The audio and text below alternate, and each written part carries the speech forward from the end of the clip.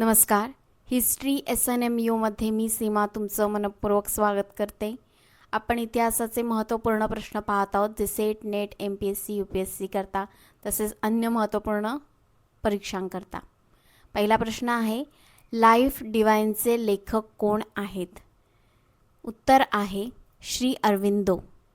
जन्म झाला 1872, मृत्यू 1950. पॉंडिचेरी येथे त्यांचा आश्रमही आहे. यानंतरचा आपला द्वितीय प्रश्न आहे, लाहोर संधी कधी झाली होती? उत्तर आहे 9 मार्च 1846. 7 वर्षीय दिलीप सिंह विरुद्ध इंग्लिश.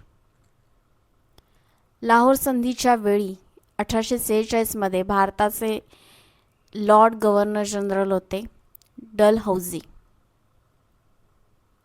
यानंतरचा प्रश्न आहे, अमृतसर संधी कधी झाली होती? उत्तर आहे 25 एप्रिल 1809. इंग्लिश विरुद्ध महाराणा रणजित सिंग. ही अतिशय महत्त्वपूर्ण संधी आहे जी वारंवार परीक्षेत विचारली जाते. यानंतरचा प्रश्न आहे, धर्म महामात्र ही श्रेणी कोणी निर्माण केली? उत्तर आहे अशोक. आणि धर्म महामात्र ही कशासाठी होती? तर धर्म प्रसारासाठी होती.